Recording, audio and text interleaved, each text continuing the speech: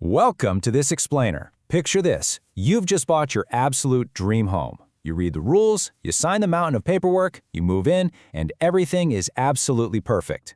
But then, seemingly out of nowhere, the rules completely change. Suddenly, you're being told you can no longer do what you want with your very own property. That's exactly the scenario we're diving into today. We are looking at a fascinating, real-life David versus Goliath legal showdown.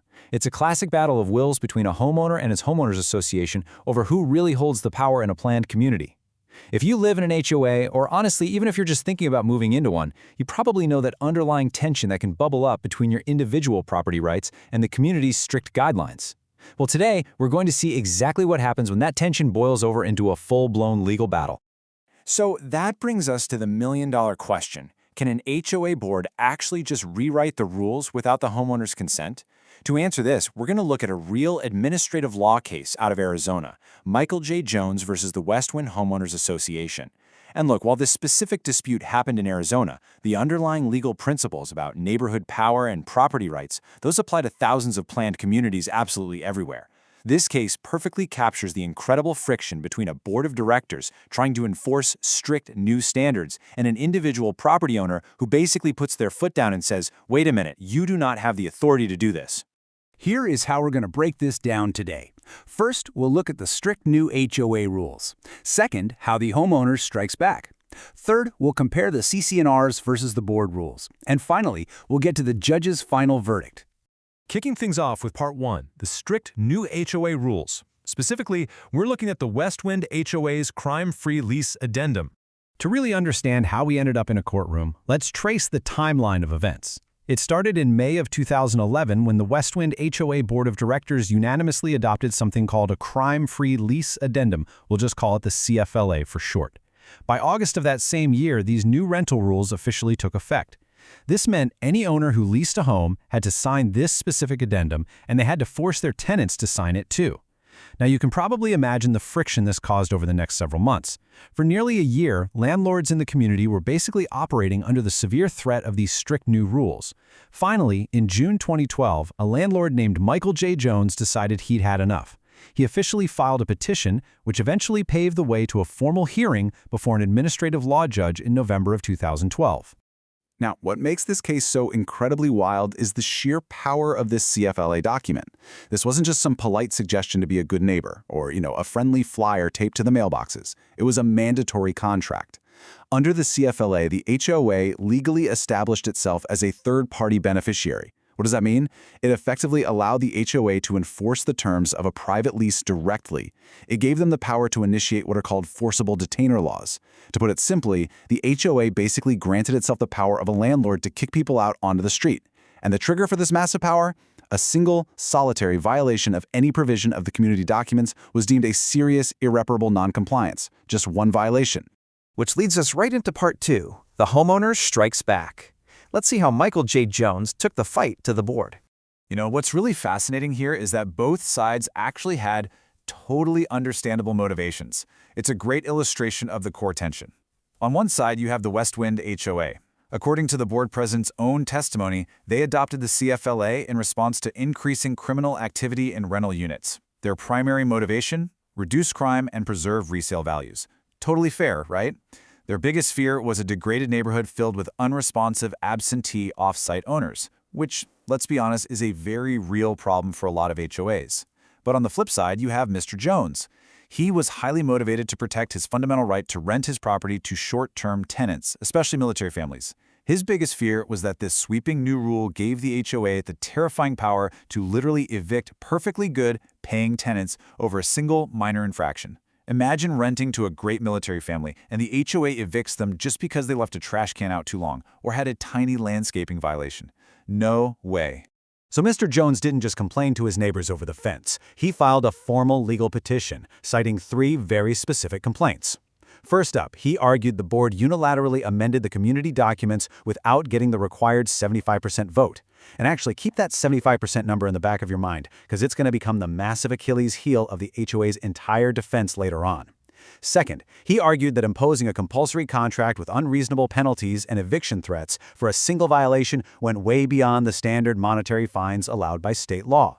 And third, he claimed the new rules illegally discriminated against owners who lease their homes, basically treating them far more harshly than the resident owners.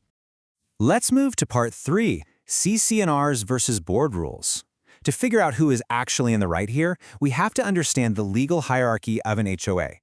We really have to look at the rule books side by side to see the exact contradiction. Now, the community's CC&Rs, which stands for Covenants, Conditions, and Restrictions, are essentially the foundational constitution of the neighborhood. Article 8.13 explicitly states, and I quote, "Nothing in the declaration will be deemed to prevent the leasing of a lot from time to time by the owner." That is a very broad, very protective statement granting an explicit right. But look at the other side. The new board rental rules demanded mandatory 12-month minimum leases and required any month-to-month or short-term leases to be reviewed on a case-by-case basis. Mr. Jones rightly argued this effectively blocked him from renting to short-term tenants.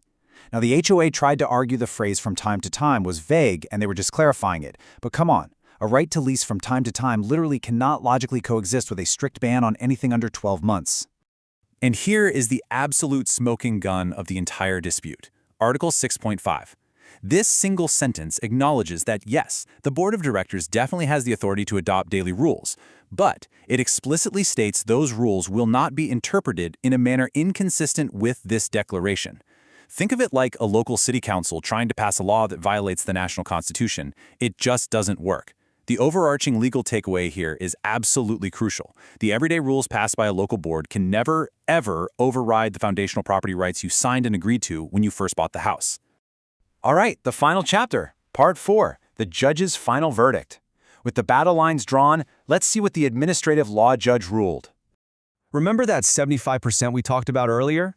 Well, the judge found that the HOA failed spectacularly on a massive procedural requirement because the new rental rules effectively restricted leasing, which was practically guaranteed in the community's constitution. The board's unanimous vote of just a few members wasn't nearly enough, not even close. To legally amend the leasing rules, they needed an affirmative vote of 75% or more of the total eligible votes in the entire association. They really thought their small boardroom consensus was the absolute law, but they actually needed a massive 75% supermajority from the whole community. Because they acted alone and completely bypassed the community vote, their new rules were fundamentally flawed from day one. And Administrative Law Judge Sondra J. Vanella, she did not mince words here. She stated, "The rental rules and CFLA are inconsistent with the CC&Rs and therefore are in violation of Article 6.5. They have no legal effect and are unenforceable." She totally recognized that giving the HOA the power to disapprove a shorter lease or immediately terminate a tenancy could completely prevent the leasing of a lot, which directly conflicts with the CC&Rs. By declaring them inconsistent, the judge effectively dropped the hammer on the Goliath HOA, rendering their strict new rental rules completely void. As a result of this total victory for Mr. Jones, the HOA wasn't just stopped in its tracks, they literally had to open their checkbooks. The judge ordered the Westwind HOA to reimburse Mr. Jones his $2,000 filing fee, and on top of that, the HOA was ordered to pay a $400 civil penalty to the state. Now, I know $2,400 might not sound like some massive multi-million-dollar lawsuit settlement, but in the realm of HOA administrative hearings, that is a definitive, out-of-pocket loss that sends a very, very strong message to overreaching boards across the entire state. Things wrapped up pretty quickly after that. The legal system moved swiftly to close the book on this dispute.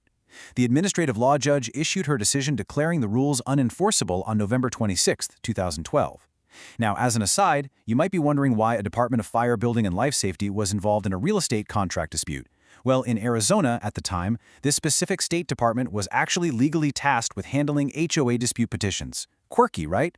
The department allowed the standard review period to pass without making any changes, and so on January 2, 2013, the decision was officially certified as final agency action. The homeowner had permanently, officially won. So what's the big takeaway from all of this?